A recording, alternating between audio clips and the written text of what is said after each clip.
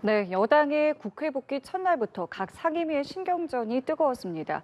특히 방송 4법이 야당 주도로 통과된 법사위에서는 의사일정 합의를 두고 설전까지 이어졌습니다. 네, 한편 여당 전당대회 후보들은 핵 무장론을 두고 공방을 벌이기 시작했는데요.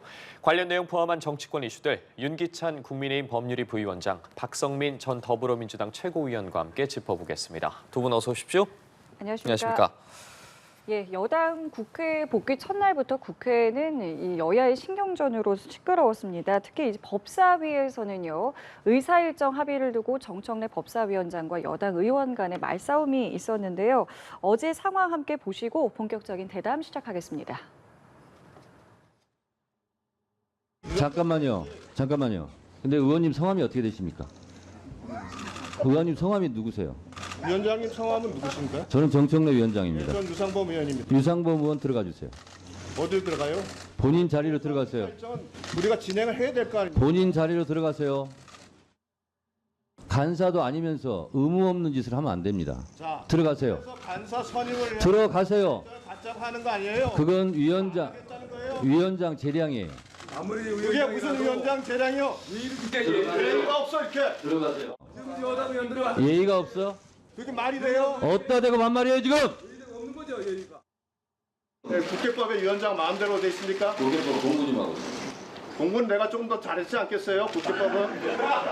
다른 분들 이제요. 아니 그렇게 말하면 안 되죠. 상대방을 이렇게 비아냥하시면 되겠어요? 제가 몇 분간 정의한다고 얘기하지 않았습니다. 예, 지금 보신 장면 어제 법사위 모습이었습니다. 국회가 정상화된 첫날의 모습이기도 하고요. 고성과 조롱이 오간 상황이었고요. 방송 3법과 방송위법도 야당 주도로 단독 처리됐습니다. 일단 국민의힘에서는 절차랑 원칙이 다 무시됐다. 정청래 위원장 독불장군이다라고 비판을 좀 쏟아냈는데요. 그러니까 뭐 일단은 갈 길이 좀 멀어 보이는 것 같습니다. 국회는 정상화가 됐고 뭐 상임위 협상도 뭐 배분도 이제 마무리가 되어가는 수순인데 아무래도 여러 가지 첨예한 법안들이 상임위에 산적해 있고 특히 그 첨예한 법안들이 통과되는 관문인 법사위에서는 더 치열할 수밖에 없는 것 같습니다. 다만 뭐 아쉬운 것은 이런 장면들만이 부각돼서 이제 국회에서 첨예한 쟁점, 정치적인 뭐 논쟁 이런 것들보다는 이제 사실상 상호 간의 좀 감정 싸움 이런 것들이 부각되는 것 같아서 개인적으로는 좀 아쉬운 면이 있고요. 또 국민의힘께 또 한편으로는 좀 드리고 싶은 말씀은 조금 더 빨리 이 복귀를 하셨으면 어땠을까 국회에. 지금까지 사실은 보이콧을 하셨고 그래서 반쪽짜리 상임위가 가동되고 있었던 상황이고 그 사이에 결정됐던 일들도 많았던 거거든요.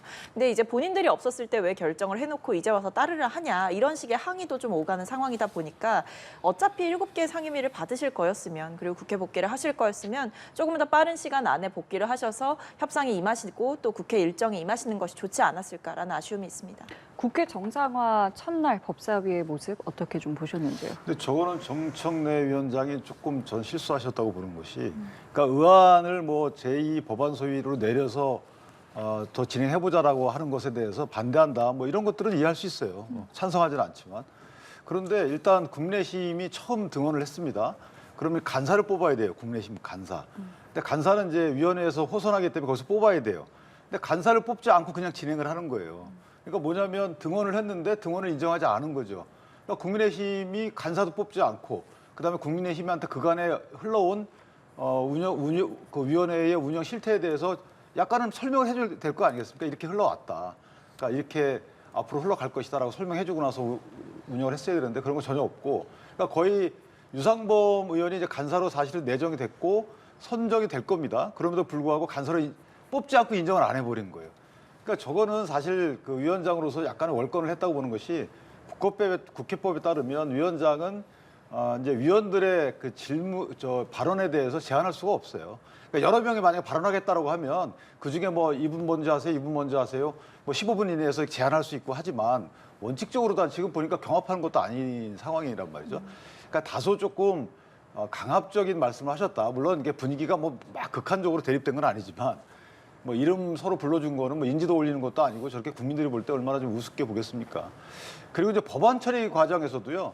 민주당이 주장한 것이, 자, 법사위를 왜 위원장을 해야 되겠느냐, 효율적인 국회 운영을 말씀하셨다는 거죠. 효율적인 국회 운영은 입법의 성립입니다.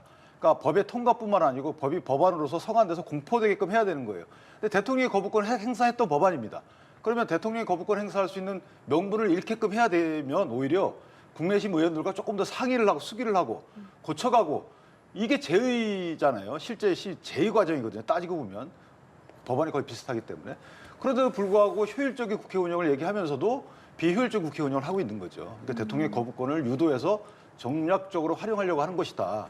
또 하나만 말씀드리면 방통위 그 설치법은 처음 나온 거예요. 그렇다면 거기에 대해서 당연히 본인 당이 냈으면 상대 당의 의견을 듣는 절차는 필요한 거 아니겠습니까? 국회 내에서. 근데 그런 거 없이 그냥 통과시켜버린다. 저는 협치 의사가 전혀 없다. 이렇게 생각합니다. 예, 법사위에 이어서 과방위에서도 충돌이 일었습니다. 자, 과방위에서 여당 김장겸 의원 같은 경우에 과방위원 자격 문제가 지금 논란이 됐는데 민주당 같은 경우에 MBC 이제 사장 출신인 김장겸 의원이 피감기관인 MBC와 지금 소송 중이다. 이런 부분을 거론하면서 지금 이해 충돌 가능성이 있다 지적을 한 건데 여당 의원들 같은 경우에 이에 반발해서 일부 좀 집단 퇴장을 하기도 했거든요. 이 상황 어떻게 보셨어요? 근데 이거는 좀 역지사지를 해봐야 되지 않나라는 생각이 들어요. 민주당에서 만약에 유사한 사례가 있었다고 한다면 국민의힘에서 아마 위원 교체를 이야기를 했을 거라고 저는 생각합니다. 실제로 지금 뭐 잠깐 간단하게 언급을 해주셨지만 이 김장겸 의원이 MBC와 소송 중인 상태이고 그런데 1심과 2심에서 패소를 하셨어요. 패소를 하고 나서 본인이 상고를 하겠다. 그리고 뭐 이런 법원의 판결에 대해서 좀 존중하지 못하는 그리고 이해하지 못하는 태도를 계속해서 보여오셨기 때문에 이 과방이라는 상임위 자체가 MBC 대주주인 방문진이 피감기관이라는 점을 고려해 봤을 때 여기서 과연 공정한 이 직무를 수행할 수 있겠느냐. 그러니까 의원으로서 어떤 피감기관을 향해서 견제하고 감시하고 질의하는 과정 중에 과연 이게 이해충돌의 가능성이 없고 또는 정말 공정하게 이 상임위원으로서의 직무를 수행하겠느냐라고 봤을 때 저는 그렇지 않다라고 보여지는 거죠. 소송이 끝났으면 모를까. 사실 소송이 있었다고 하더라도 그게 뭐 완전히 종결된 상태라고 한다면 뭐 재고의 여지가 있겠지만 본인이 상고 의사까지 밝힌 상황이고 굉장히 첨예하게 대립되는 사안이기 때문에 이 상태로 가방위원으로서의 뭔가 직무를 한다는 건 사법적인 영역을 넘어서 본인이 좀 어떠한 영향력을 행사할 수도 있는 위치에 가 있기 때문에 저는 이런 부분은 충분히 고려해서 애초에 국민의힘이 상임위에 배정할 때 좀 배제했어야 되는 게 아닌가라는 생각이 있습니다. 그런데 어쨌든 김장겸 의원 같은 경우는 지난 5일에 국회의장이 지금 이해충돌 관련해서 문제없다 통보를 받았다 주장을 하고 있거든요. 그럼 과방위 상황에 대해서는 좀 어떻게 보고 계십니까? 저는 좀 깊이 고민할 부분은 있어요. 저희가 이제 법에는 되게 추상적으로 나와 있거든요. 그러니까 뭐 의원이 위원회 배정과 관련돼서 공정하지 못할 그 행동을 할 그럴 그 사유가 뚜렷한 경우에는 의장이나 아니면 위원장이 빼야 되는 건 맞아요. 그런데 그 구체적인 이제 내용들은 안 나와 있단 말이죠. 그 통상 보면 무슨 법인에 소속되거나 가족이 소속되거나 이런 것들이 나와 있는데, 자, 이 이제 MBC 관련돼서는 예를 들면은 MBC에 대해서 국감을 할 때는 빠져야 되죠. 국감을 할 때는 본인하고 소송을 하고 있는 상대방이기 때문에 사실 그건 이해충돌 소지가 저도 있다고 봅니다. 그래서 국감 차원에서 빠져야 되는 게 맞아요. 그런데 일반적으로 위원회 배정해서 빠져야 되느냐, 이 문제는 이제 해석을 어떻게 하느냐는 저는 아직까지 의견은 없지만, 만약에요 여기서 이게 김장겸 의원이 위원회 위원 선정 과정에서 이해충돌 우려가 있다고 판단을 하게 되면 법사위를 돌아봐야 돼요. 법사위 보면 이건태 의원가 있죠. 그다음 곽균택인가요? 박균택 이분 계시죠. 이분들은 이재명 대표의 변호사를 했던 분들이에요. 자, 과거가 아니고 현재 이재명 대표가 재판을 받고 있습니다. 법사위 피감 기관은 법원이에요. 자, 재판받고 있는데 본인이 변호했던 그 관련돼서 거기 법사위에서 활동하고 있다. 자, 이거에 대한 입장 정리를 먼저 민주당이 해야 되는 거고, 두 번째 박지원 법사위원도 마찬가지입니다. 본인이 재판받고 있어요. 근데 법원을 피감 기관을 두고 있는 그 위원회 가서 있잖아요. 자, 이런 것들 일관적으로, 일관되게 또는 전체적으로 해가지고 정리를 하자. 오히려 그것들이 국민에 대한 도의인 것이지, 저렇게 김장겸 의원에 대해서 일단 국회의장의 평가를 받았다는 거잖아요. 근데 어쨌든 저는 문제의 소지가 완전히 없다라고 말씀드리기 어려워요. 그렇다면 이 전반적으로 국회의장이 전체적 위원회 위원 선임 과정에서 한번 다시 평가를 해달라. 제가 아까 말씀드린 법사위에 다시 한번 들여다보고 김장겸 의원도 포함해서 그럴 필요가 있지 않겠는가. 근데 일단 이 하나로 보면 뭐 국감 같은 데서는 빠져야 되는 것 같아요. MBC에 대한 국감. 그러나 글쎄요, 이걸 저 문제 제기를 그냥 이훈 무슨 의원님이신 것 같은데 예. 그냥 문제 제기를 했을까요? 그럼 법사위 한번 위원들과 이해충돌 소지가 있는지 여부를 다시 한번 공부하고 문제제기를 하시는 게 맞겠다 싶습니다. 예, 알겠습니다. 자, 그리고 이번에는 국민의힘 상황도 좀 살펴보겠습니다. 추경호 원내대표가 사의를 표하고 자맹을 하다가 백령도로 들어갔습니다. 지금 당내 상황을 좀 보면은 재신임 여론이 상당히 좀 높은데 글쎄요, 복귀 결단을 내릴 거라고 보십니까? 지금 분위기 좀 어떻게 보고 계세요? 고민하실 것 같아요. 복귀하더라도 아마 언제까지만 수행하겠다라고 얘기할 가능성도 없지 않아 있어요. 예를 들면 당대표가 선출되는 날까지 하겠다든가. 예. 이게 지금 추경호 원내대표의 경우에는 일단 원교섭의 실패 책임을 지고 자명을 하고 계신 건 맞는데 예. 상황이 약간 달라요. 조영 의원 때는 사실은 민주당이 어느 정도 협상은 나섰거든요. 어느 정도 협상이 됐어요. 조금은. 근데 지금은 아예 협상 안 합니다. 저희가 반추해 보시면 이전에 전부 다 그러니까 법사위나 운영이 과방이 갖겠다고 했다가 안 되니까 결국은 운영이라도 하나 달라. 안 된다. 법사위라도 달라. 안 된다. 그럼 나눠서 하자. 안 된다. 다 안 된다예요. 그다음에 법사위 지금 운영 행태를 보시더라도 아예 인정 안 합니다. 자, 이런 형태, 이런 상황에서 과연 추경호 원내대표가 어떤 협상, 협의를 할 수 있을 것인가. 여기에 대해서 상당히 아마 비관적으로 판단했을 것 같고요. 역부족이다 느꼈을 것 같고. 또 하나는 이제 문제는 당대표가 누가 되느냐에 따라서 당내에 108명을 똘똘이 뭉쳐서 갈 수 있느냐 여부도 또 문제가 될 수 있어요. 자, 이런 내외에 여러 가지 변수나 상황이 녹록지 않다라고 생각을 하지 않을까. 그래서 아마 고심이 옛날 조영 대표의 칩과는 조금 다른 의미의 칩과가 되지 않을까라는 생각을 합니다. 이것과 관련해서는 이제 어떻게 될지 좀 저희가 지켜봐야 되겠고 말씀하신 이 당대표, 그러니까 당권 주자들과 관련된 이야기로 그럼 바로 넘어가 보겠습니다. 해병특검법을 두고 이 당권 주자들 간에 굉장히 많은 의견들이 좀 오갔던 가운데 이번에는 핵무장 공방이 좀 시작이 됐습니다. 나경원 국민의힘 당대표 후보가 독자적인 핵무장이 필요하다라고 제기를 하면서 지금 화면에 보시는 것처럼 이제 각 후보들의 입장들이 좀 나오고 있는데요. 일단은 지금 시점에 이 핵무장론이 나온 배경에 대해서 좀 개인적으로 어떻게 보고 계시는지요? 일단은 뭐 아젠다 주도권을 좀 가져오려고 했던 것 같아요. 처음에 이 네 분의 후보가 등장했을 때 일단 친윤이냐, 뭐 반윤이냐, 뭐 반한이냐, 친한이냐, 뭐 이런 것들로 좀 전선이 만들어졌었어요. 그러니까 한동훈 전 비대위원장을 중심으로 이런 뭐 각축전이 벌어지거나 구도가 보여지거나 이런 일들이 있었는데 그러다 보니까 이 나경원 의원 같은 경우에는 이 한동훈 대 반한동훈의 전선에서 반한동훈에 속하셨던 분인 것이고 그러니까 여러 명 중에 한 명이 되신 것이죠. 그러다 보니까 주목을 받지 못하는 상황에 처하기도 했었고 지금까지 보면 또 원희룡 후보 같은 경우에는 뭐 윤심이 나에게 있다. 사실상 이런 마케팅을 하고 계신 거잖아요. 그러면서 나경원 의원은 뭐 한동훈 전 비대위원장만큼의 어떠한 그 폭발적인 지지세가 있느냐라고 봤을 때 그렇지 않고 또 한편으로는 대통령과 그만큼의 친분이 있느냐 그렇게 봤을 때 상당히 애매모호한 포지션에 있단 말인 거죠. 그런 점에서 지금 이 난국을 타개할 수 있는 방법은 결국 어떤 주도권 이슈를 선점하는 건데 그 이슈가 어떤 정치적인 이슈가 아니라 전통적인 보수 지지층 중에서 좀 열광할 만한 정책적인 노선 중에서 어떤 것을 선택할까 했을 때 여러 외교적 상황을 고려해서 이런 이슈를 선점을 한 것으로 보여지고요.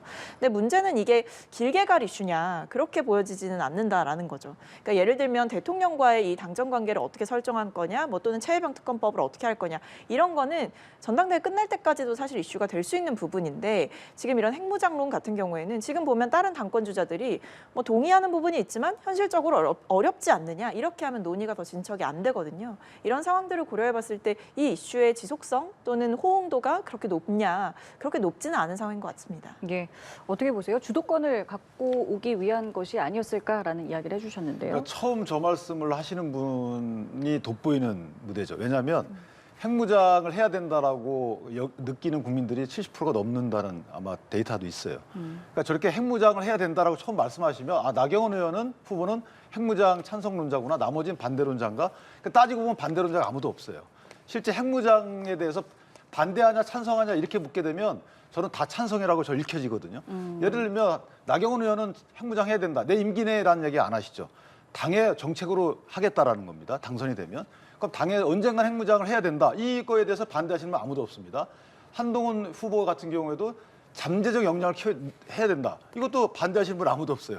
잠재적 능력을 키운다는 거는 그 핵무장을 해야 되겠다는 거잖아요. 그런데 NPT 탈퇴 이런 것들이 현실적이지 않기 때문에 능력을 갖고 있어야 된다. 그러니까 플루토늄을 추출하는 기술을 확보해 있거나 아니면 우리 아니면 고농축 어떤 기술을 갖고 있거나 기술은 다 갖고 있어요. 저것도 못하는 것이 사실 한미 원자력 협정 때문에 못하는 거잖아요. 그런 식으로 현재 국제적 규제 때문에 못하고 국제적 규제를 어겼을 때 우리한테 가해질 경제적 또 제재 이런 것 때문에 못하는 것이지 기술 다 갖고 있습니다. 다만 제철의 기술만 없는 거죠. 그렇기 때문에 이분도 핵무장에 대해서는 찬성한다고 저 여겨지는 것이고 윤석열 의원의 핵공유도 마찬가지입니다. 핵공유를 한 이유는 뭐겠어요?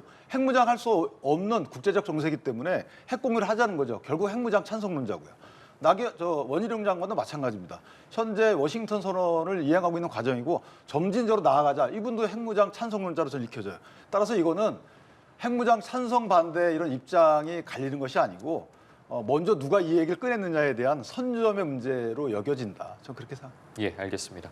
자, 그리고 앞서 한동훈 전 비대위원장이 이 당대표직 출마 의사를 밝히면서 윤 대통령과 통화를 했는데 그게 한 10초 정도밖에 되지 않았다는 이야기들이 계속해서 나왔거든요. 관련해서 한동훈 전 비대위원장이 낭설이다라고 이야기를 했고 또 대통령 탄핵과 관련해서 지금 야당이 꺼내든 4년 중임제 카드가 사실상 대통령 탄핵을 위한 부분이다 하면서 비판에 나서면서 옹호하는 이야기들을 했었거든요. 지금 해병특검법을 통해서 좀 용산 그리고 대통령실과 대척점에서는 한동훈 전 비대위원장이 좀 지지층 달래기에 나섰다고 보면 되겠습니까? 어느 정도 안심시켜야 될 필요는 있다라고 판단을 한 것 같아요. 일단 그 최혜병 특검법 같은 것을 이슈로 가장 먼저 내세웠는데 사실 이게 일장일단이 있습니다. 첫 번째는 차별화를 할 수가 있는 거죠. 다른 후보들과 그리고 중도층 또는 표심을 좀 보류하고 있었던 그런 층들을 소구할 수 있는 아젠다이고 좀 필요한 아젠다인데 문제는 이 탄핵 트라우마를 불러일으킬 수 있다라는 거죠. 사실상 일부 지지층들 사이에서는 이 특검법을 받게 되면 결국 윤 대통령의 탄핵을 위해서 중간 다리로 지금 민주당에 삼으려는 거 아니냐 이런 시각을 보내는 분들이 계시잖아요. 그렇다 보니까 한동훈 전 비대위원장 입장에서는 나름의 승부수를 던진 것이고 저는 근데 그게 어떠한 전선이 만들어졌다라는 점에서 나쁘지 않게 보고 있습니다. 근데 문제는 이제 대통령과 계속해서 싸우지 않겠냐라는 시각, 우려가 있는 거예요. 의심이 있는 거예요. 그러니까 이 지지층들 입장에서는 과거에 누가 있었냐? 이준석 대표가 있었던 거죠. 이준석 대표와 윤석열 대통령 간의 이 첨예한 갈등을 보면서 이게 보수 진영 내에서의 위기가 분명히 있었을 거고 한동훈 전 비대위원장이 원래는 이 윤석열 정권의 황태자라고 불릴 만큼 가까웠는데 이렇게까지 대립각을 세우고 만약에 정말 대표가 된다면 만약에 정말 이 보수 진영 내에서 크게 대통령과 갈등하면서 진영 자체가 좀 위험해질 수 있지 않겠냐. 이 위기감을 느끼시는 분들이 있다라는 거죠. 그걸 달래기 위해서라도 한동훈 전 비대위원장은 계속해서 성공한 대통령이 되시길 바라고 있다. 이런 메시지를 낼 수밖에 없죠. 예. 또 다른 당권 주자인 윤상현 의원 같은 경우에는 한동훈 전 비대위원장이 당대표가 되면 대통령의 이 탈당도 배제할 수 없다라고 이야기를 했거든요. 한 전 비대위원장과 용산의 관계에 대해서 다른 당권 주자들의 좀 발언이랄까요? 이런 스탠스랄까요? 앞으로 좀 어떻게 취해질 거라고 보십니까? 근데 일단 기본적으로 그 당원들의 마음은 복잡하죠. 왜냐하면 대통령에 대해서 쓴소리를 못할까 어느 인물은 이거에 대한 그 아쉬움이 있죠. 여기다 기대도 있고 어떤 분을 할 거다라는 기대가 있는 거고 또 하나는 특정인이 만약에 되게 되면 대통령과의 불화라는 이 또 우려가 있는 거죠. 그러니까 당원들은 우려를 하시는 분 층이 있고 또는 기대하시는 분 층이 있어요. 대통령과의 어떤 역할에 대해서 이렇게 했으면 좋겠다는 기대가 있는 거고 또 이런 걸 하지 않았으면 좋겠다는 우려가 있는 거예요. 그럼 본인들이 어느 표가 많은지를 평가하겠죠. 그래서 거기에 타겟팅을 하는 겁니다. 이쪽 우려하는 분이 많겠다 싶으면 그걸 불식시키는 식의 선거 전략을 짜는 거고 만약에 대통령과의 관계 설정을 좀 이렇게 해달라고 기대하시는 분에 맞춰서 또 선거 전략을 짜는 거고 둘 다 가져갈 수는 없어요. 이거 둘 다 가져가면 실패합니다. 그래서 분명히 이거는 차별화를 해야 되는 거고 예. 그런 측면에서 보면 3인과 1인의 이제 차이가 있는 거죠. 그런데 하나 또 이제 후보들이 유념해야 할 것은 말과 행동이 다르면 안 돼요. 이거는 분명히 유념해야 됩니다. 이 당원들은 다 압니다. 말과 행동은 분명히 일치시켜야 된다. 아예 그건 드러내놓고 해야 됩니다. 그런 차원에서 당원들은 상당히 똑똑하다. 그런 측면에서 보면 저것을 대통령을 공격하기 위한 수단으로 활용한다고 보지는 않고요. 본인의 선거 전략 차원이다. 대통령과의 관계가 내가 이렇기 때문에 나는 이렇게 해야 돼. 이런 측면이 아니고 이건 귀납적인 거죠. 내 선거 전략은 이거야. 그래서 대통령과 관계 설정 이렇게 할 거야. 이런 취지로 보게 되면 비판 비난할 건 아닙니다만 어쨌든 본인들이 확실한 선거 전략을 솔직히 얘기를 해야 된다. 저는 그렇게 생각합니다. 알겠습니다. 자, 이번에 이 전당대회에서는 당대표만 뽑는 게 아니죠. 최고위원 2명도 뽑고 그다음에 청년 최고위원 1명도 뽑게 됩니다. 이제 어떤 이제 인물들이 나오는지 이제 점점 윤곽이 좀 나오고 있는데 어떤 점을 좀 주목해서 보고 계시는지 궁금합니다. 그러니까 뭐 일단은 이제 누가 잘 러닝메이트를 꾸렸나, 그러니까 완성도를 좀 볼 필요가 있을 것 같아요. 지금 보면 이제 한동훈 전 비대위원장 같은 경우에는 좀 확고하게 미리 좀 꾸리신 것 같고, 그 다음에 뭐 원희룡 의원 같은 경우에도 뭐 출마 준비 자체는 좀 늦었지만 그래도 러닝메이트로 할 분들이 있는 것 같고, 근데 이제 나경원 후보와 이제 윤상현 후보 같은 경우에는 뭔가 크게 이 러닝메이트를 강조하지 않는 모양새를 보여주고 있죠. 그러니까 어떤 계파 정치를 청산해야 된다, 뭐 줄 세우기 반대한다 이렇게 하는 것 자체가 보면 이 사람이 어떻게 누가 얼마나 몰리고 있느냐를 평가할 수 있는 객관적 성적표가 되는 시점인 것 같습니다. 그래서 보면 근데 뭐 이런 차이는 있는 것 같습니다. 지금 뭐 원희룡 후보 같은 경우에 원희룡 장관 같은 경우에는 이 좀 전통적으로 대통령과 좀 가깝다라고 알려진 인물이거나 아니면 보수 진영 내에서 좀 오랫동안 활동하셨던 분들이 약간 지원 사격을 하고 있다라는 얘기가 있고요. 한동훈 전 비대위원장 같은 경우에는 아무래도 본인이 이제 뭐 선대위원장도 했었고 그 시절부터 함께했던 뭐 영입 인재들 아니면 비교적 뭐 계파색도 옅고 정치 경험도 좀 짧은 이런 분들 아니면 수도권 인사들 중에 지원이 있다. 이런 이야기들이 나오는 걸 봤을 때 확실히 누가 지지 기반을 어떻게 가지고 있냐 이거를 봤을 때 차이가 좀 있는 것 같습니다. 예, 보통은 이제 어떤 인물들이 이제 출마를 할 때 지역에 대한 부분들도 좀 많이 보고 특히나 이제 TK 출신 출마자들이 굉장히 많이 보였는데 이번에는 참 보이지가 않습니다. 그러게요. 저도 1인 2표잖아요. 최고위원 같은 경우에는. 그렇죠. 근데 일단 김재원 전 의원뿐이 안 보인단 말이에요. 예. 그것도 좀 특이한 것 같고 청년 최고로 예상했던 그 현역 의원이 또 안 나온 것도 제가 좀 특이한 것 같고 그 TK 쪽에 계신 분 중에. 그다음에 이제 그 청년 최고 같은 경우에는 원내 대 원외 대결이 돼버렸어요. 그러니까 이 원내가 당선된 적이 사실 청년 최고가 없어요. 여태까지는. 출마해서 뭐 중간에 떨어지신 분들은 있죠. 이름은 안 밝히겠습니다만은. 그런데 원외 대 원내 대결인 거 좀 예사롭지 않은 것 같고 말씀 주신 대로 지역적인 이 부분도 우리가 예상 외의 얘기가 나온 거예요. 이 말은 뭐냐면 어쨌든 견제와 수성 뭐 이런 식의 여러 가지 전략이 숨어 있는 것 같아요. 그러니까 최고위원 중에 당선 위주로 가겠다라는 것 같고 그러니까 당선 위주로 가는데 예. 상당히 전략적 고려를 하고 물밑에서 엄청난 조율을 했을 것 같다라는 생각이 들어요. 안 그러면 여러분이 나왔을 것 같거든요. 전통적으로 TK에서 3분 이상 나온단 말이죠. 그중에서 뭐 이제 중간에 한 분이 떨어지기도 하는데 그런 측면에서 보면 뭔가 저희가 모르는 물밑 조율 과정은 상당히 어느 캠프든 많았을 것 같다 이런 생각이 듭니다. 예, 앞으로 상황이 어떻게 흘러갈지 좀 살펴봐야 할 것 같은데 자 이런 가운데 친명계 좌장이죠. 정성호 의원이 한동훈 전 비대위원장이 내놓은 이 해병 특검 법안에 대해서 진일보한 것이라고 평가를 했습니다. 예, 그러면서 좀 받아들여도 좋다고 생각한다 이런 입장을 표했는데 대신 단서가 붙긴 했습니다. 6월 임시 국회 내 통과 조건이 붙긴 했지만 어쨌든 민주당 내 지도부가 강하게 이제 반대를 하고 있는 상황임에도 불구하고 친명계 좌장인 정성호 의원이 이런 목소리를 냈단 말이에요. 이 부분에 대해서는 좀 어떻게 보십니까?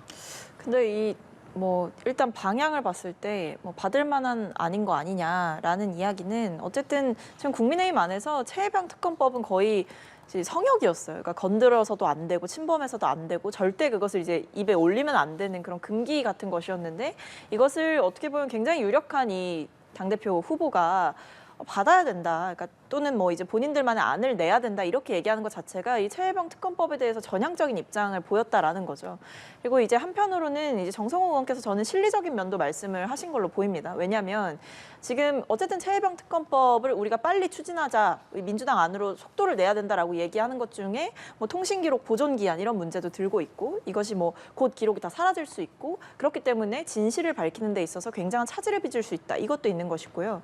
그다음에 다가오는 이 일주기 전에는 무언가 우리가 좀 유가족들께 약속을 드린 것도 있고 최대한 정말 빨리 처리를 해야 되지 않냐 이런 공감대가 있는 상황이다 보니까 여당에서 이런 전향적인 입장이 나왔고 거기에 여당이 동의를 해서 좀 이렇게 추진을 할 수 있는 상황이 되면 우리도 이것을 거부할 이유는 없다 이렇게 보고 계신 것 같아요. 근데 저는 좀 실리적인 면, 실용적인 면을 강조하셨다고 보고 근데 다만 이 단서로 붙였듯이 임시회 내에 처리한다는 조건 하에인데 이게 지금 전당대회가 치러지는 국면에서 그리고 한동훈 전 비대위원장을 둘러싼 사실상의 포위론이 있는 상황에서 과연 이게 국민의힘 내부에서 어떤 당론이나 좀 추진하자라는 기류로 갈 수 있겠느냐 그런 면에서 봤을 땐 것은 현실적으로 어렵지 않겠나 싶습니다. 현실적으로 좀 어려운 부분이 있을 것 같다고 말씀해 주셨는데 민주당이 좀 입장을 선회할 가능성도 있을 거라고 보십니까? 저는 정성호 의원이 저게 만약에 받게 되면요, 저희 당은 굉장히 곤란해지죠.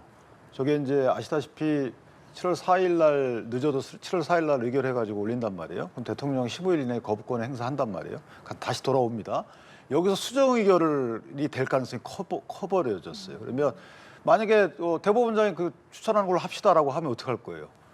아직 수사 결과도 안 나온 상황인데. 그리고 이 민주당 특검 안에는요, 사실 그 특검 추천권자 추천 절차뿐만 아니고 내용도 독소 조항이 있어요. 그 수사 과정에서 인지한 사건도 수사하게 돼 있단 말이에요. 이게 더 크다고 저는 생각을 합니다. 근데 만약 한동훈 전 비대위원장 말씀대로 본인의 입장은 알겠어요. 왜냐하면 이게 재의결을 막고 싶은 명분을 축적하기 위해서 당내에서 우리가 특검 발의할 거니까 지금 재의결은 안 돼도 돼라고 해서 사실은 재의결을 막을 수 있는 명분이 있죠. 그런데 이렇게 수정안이 나오게 되면요, 수정안은 재의결 통과될 수밖에 없는 거 아니겠습니까? 그러면 특검을 해야 된다는 거죠.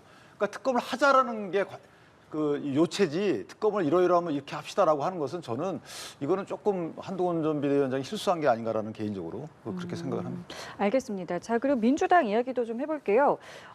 지금 민주당에서도 이제 지도부 선출을 위해서 이제 여러 가지 이제 준비 체제에 들어가게 되는데, 글쎄요, 아직까지는 이재명 전 대표를 제외하고는 특별히 이제 출마하겠다라는 움직임이 보이지 않고 있기 때문에 정말 단독 출마가 되는 것인지, 이게 국민의힘과 좀 상대적으로 흥행에는 조금 저조하지 않겠느냐, 이런 관측들도 좀 나오는데 어떻게 좀 보고 계십니까? 뭐 일단은 이인영 의원께서 아직까지 입장을 안 밝히고 있다 보니까, 그리고 이 출마설도 사실은 본인 입에서 나온 게 아니라 이 주변 인사들의 입을 통해 나온 거라서 아직은 뭐 결심이 확고히 섰다 이렇게 보기는 어려운 상황인 것 같고요. 좀 지켜봐야 될 것 같습니다. 근데 뭐 말씀하신 대로 그래서 정말 이재명 대표만이 이 당대표 후보로 나서고 단독 선출이 되게 되는 뭐 그런 과정이 있을 수도 있죠. 그러면 제가 봤을 때에도 현실적으로 흥행은 어렵고요. 왜냐하면 이제 당대표 선거에서 굉장히 좀 세게 뭐 국민의힘 같은 경우에는 4파전으로 부딪히고 있지 않습니까? 근데 그게 아니라면 사실 흥행 자체는 좀 어려운 상황이고, 다만 이제 민주당 같은 경우에는 이 선거를 압도적으로 이기고 치러지는 전당대회다 보니까 뭐 기존의 리더십이 강화되고 기존의 구심점이 강화되는 그런 국면에 놓여 있기 때문에 조금 뭐 상황은 다르다 이렇게 생각을 합니다. 근데 뭐 지금 벌써부터 뭐 최고위원 선거는 좀 뜨거워지는 것 같습니다. 그래서 최고위원 출마 러쉬가 좀 이어지고 있다 보니까 오히려 뭐 당대표 선거에서는 뭐 그렇게 흥행이 안 돼도 뭐 최고위원 선거에서는 조금 관심을 받을 수도 있겠다 이런 생각이 있습니다. 말씀대로라면은 8월에 전당대회가 있는데 아직 아무도 출마 여부에 대해서 뭐 결정을 내린 게 없고 전혀 지금 이야기가 없습니다. 지금 분위기를 좀 어떻게 보고 계시는지요? 저는 이 분위기가 지금 형성된 분위기가 아니고 실제 이재명 대표가 그간에 이걸 만들어 왔다고 생각을 해요. 그러니까 셀프 세습이죠, 어떻게 보면. 왜냐하면 출마될 만한 분들은 사실 그 저격 공천, 자객 공천 등부터 다 떨어졌잖아요. 뭐 전해철 의원도 그렇고 박용진 의원도 그렇고 저희가 볼 땐 그렇습니다. 뭐 경과는 모르겠지만 그런 상황에서 경쟁자가 일단 안 나오는 게 아니고 없어졌어요, 경쟁자가. 첫 번째. 두 번째는 그 과정에서 속으로 다 출마할 의지나 꿈을 키웠던 분들은 무서워서 못 나오죠. 왜냐하면 일단 대항했다가는 자기 정치적인 생명이 어떻게 될지 모르는 게 사실 맞는 거잖아요. 그렇기 때문에 정치적인 측면에서 보면 본인들이 다른 생각을 아마 할 수밖에 없는 상황이고, 이렇게 되면 비교 견적 넣는 수밖에 없어요. 그러니까 당선될 가능성이 없지만 이재명 대표 측과 연대해서 당대표로 나오는, 후보자로 나오는, 오히려 이게 저희가 비교 견적이라고 하는데 그런 출마 이외에는 실질적인 경쟁을 하기 위해서 나오는 출마 분위기는 아니다, 이런 생각이 들고, 이것이 이제 뭐 그럴 수 있습니다. 이재명 대표가 월등히 누가 나오든지가 이길 것 같아요. 그런데 문제는 뭐냐면 저렇게 견전한 경쟁을 통해서 뭔가 다른 분들이 정치적 지도자로 커가는 과정, 또는 이재명 대표가 혹시나 사법적 리스크로 국민적 지지를 잃게 됐을 때 대안 세력으로 나올 수 있는 사람들이 없어진다는 거죠. 이거는 민주당뿐만 아니고 전체적인 이제 혼란을 가져오기 때문에 저는 개인적으로 이것은 조금 연착륙할 수 있는 뭔가 정치적 분위기를 만들어 가시는 게 맞지 않겠는가, 그런 생각을 합니다. 예, 알겠습니다. 이 말씀 중에 나온 속보에 따르면 이제 여야가 7월 5일에 국회를 개원하겠다라고 이제 합의를 했다고 하는데요. 앞으로 국회 상황 계속 어떻게 될지 좀 지켜보겠습니다. 네, 오늘 두 분 말씀 여기까지 듣겠습니다. 윤기찬 국민의힘 법률위 부위원장, 박성민 전 더불어민주당 최고위원과 정치권 이슈 짚어봤습니다. 고맙습니다. 고맙습니다.